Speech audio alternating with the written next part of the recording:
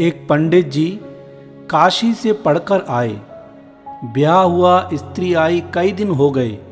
एक दिन स्त्री ने प्रश्न पूछा कि पंडित जी महाराज, यह तो बताओ कि पाप का बाप कौन है। पंडित जी पोथी देखते रहे पर पता नहीं लगा, उत्तर नहीं दे सके। अब बड़ी शर्म आई कि स्त्री पूछती है, पाप का बाप कौन है। हमने इतनी पढ़ाई की पर पता नहीं लगा। वे वापस काशी जाने लगे। मार्ग में एक उनको वैश्या मिली और उनसे बातचीत की। पंडित जी काशी पढ़कर आए हैं। उसने पूछा, कहाँ जा रहे हैं महाराज? तो बोले, मैं काशी जा रहा हूँ। काशी क्यों जा रहे हैं? आप तो पढ़कर आए हैं। तो बोले, क्या करूँ, मेरे घर में मेरी पत्नी ने मेरे से सवाल किया और पूछा है कि पाप का बाप कौन है। मेरे को उत्तर देना आया नहीं। मेरे को बहुत शर्म आई। अब पढ़ाई करके देखूंगा कि पाप का बाप कौन है। वह वैश्या बोली, आप वहाँ क्यों जाते हो?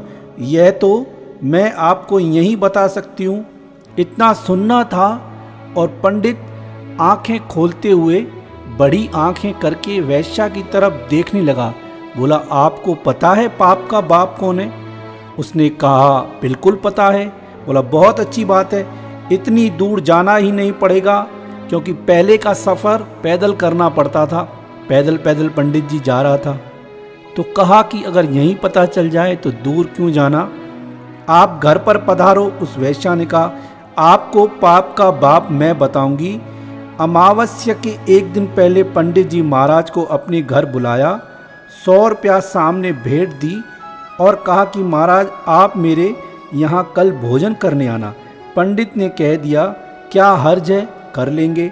पंडित जी के लिए रसोई बनाने का सबसे अच्छा सामान मंगवाया और उसको तैयार कर दिया। अब पंडित जी महाराज पधारे और रसोई बनाने लगे तो वह बोली, देखो पक्की रसोई तो आप पाते ही हो, कच्ची रसोई हर एक के हाथ की नहीं पाते। पक्की रसोई मैं बना दूं, आप पा लेना। ऐसा कहकर 100 रुपये पास में और रख दिए। उन्होंने देखा कि पक्की रसोई हम दूसरों के हाथ की लेते हैं, कोई हर्ज नहीं। ऐसा कहकर स्वीकार कर लिया।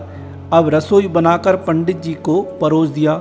100 रुपये और पंडित जी महाराज के आगे रख दिए और नमस्कार करके बोली, महाराज जब मेरे हाथ से बनी रसोई आप पा रहे हैं तो मैं अपने हाथ से गिरास दे दूं। हाथ तो वही हैं जिनसे रसोई बनाई है, ऐसी कृपा करो। पंडित जी तैयार हो गए। उसकी बात पर उसने गिरास को मुंह के सामने किया और उन्होंने ज्यों ही मुंह को खोला तो उस वैश्या ने पंडित जी को जोर से थप्पड़ मारी और बोला, अभी तक आपको ज्ञान नहीं हुआ? खबरदार, जो मेरे घर का अन्न खाया, आप जैसे पंडित का मैं धर्म भ्रष्ट करना नहीं चाहती। यह तो मैंने पाप का बाप कौन है इसका ज्ञान कराया। रुपए जूं जूं आगे रखते गए पंडित जी ढीले पड़ते गए। इससे सिद्ध क्या हुआ? पाप का बाप कौन है? रुपयों का लोभ। गीता में कहा गया है, त्रिवेदम नरकस्य येदम द्वारम नाशनमात्मन। काम, क्रोध और लोभ ये नरक के खास दरवाजे हैं। पर उपदेश कुशल बहु तेरे, जे आचरहि ते नर न घनेरे। दूसरों को उपदेश देने में तो लोग कुशल होते हैं, परंतु उपदेश के अनुसार ही खुद आचरण करने वाले बहुत ही कम लोग होते हैं। मनुष्य ख्याल नहीं करता है कि क्या करना चाहिए और क्या नहीं करना चाहिए, फिर वह पछताता है। उसके कर्म जब उसके सामने आते हैं तो वह घबरा जाता है कि ऐसी क्या गलती हो गई मेरे से जो उसकी मेरे को सज़ा मिल रही है। हम विचार नहीं करते, अपने जोश में आके कर्म कर लेते हैं और फिर हमको पछताना पड़ता है। लालच लोभ में आकर कोई ऐसा कर्म नहीं करो कि उसका परिणाम फिर हमको और हमारे परिवार को भोगना पड़े। हम उसका पता नहीं लगा पाते हैं कि किस कारण से इसकी सज़ा मुझे मिल रही है। जैसे भीष्म पितामह को पता नहीं चला कि मेरे अंदर इतनी सारे तीर क्यों पड़े। भगवान को कहा कि मैंने ऐसा कैसा कर्म किया कि मैं तीरों की सैया पर सोया पड़ा हूँ।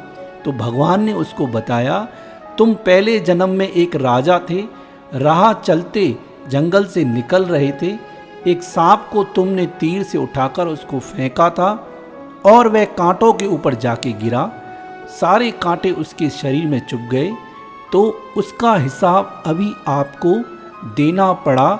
चाहता तो अर्जुन आपको एक ही तीर में मार सकता था, लेकिन मैंने ही अर्जुन को कहा कि इसके ऊपर तीर बरसाओ। क्यों? क्योंकि वह कर्म आपको भोगना ही पड़ता है।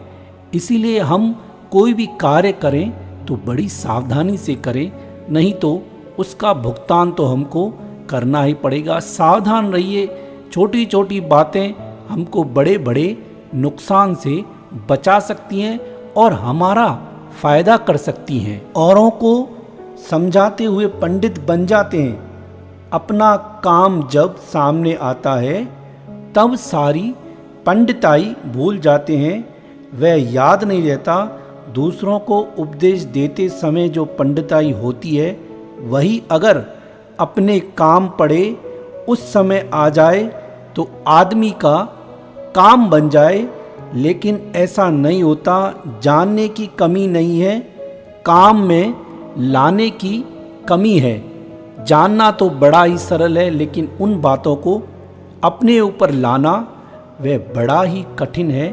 इसलिए बड़े सावधान होकर हम कर्म करें, नहीं तो उसका हमको जब परिणाम सामने आता है तो हम डर जाते हैं कि ऐसा क्या हो गया जिसके कारण मुझे इतनी तकलीफ़ उठानी पड़ रही है।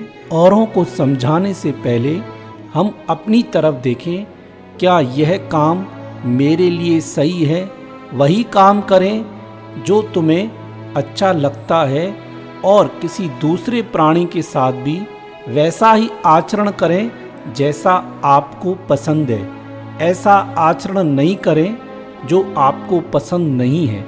ऐसा कर्म नहीं करें जो आपको पसंद नहीं है। इसलिए बड़ी सावधानी के साथ ये छोटी छोटी बातें, छोटे छोटे उपदेश हमारे जीवन को बदल सकते हैं। बस आप अपने कर्म को जरा संभल कर करें।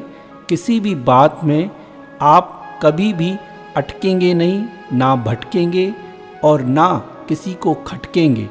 आपका काम आसानी से बन जाएगा। बुरा वक्त सबसे बड़ा जादूगर है, क्योंकि यह एक ही पल में सारे चाहने वालों के चेहरे से नकाब हटा देता है।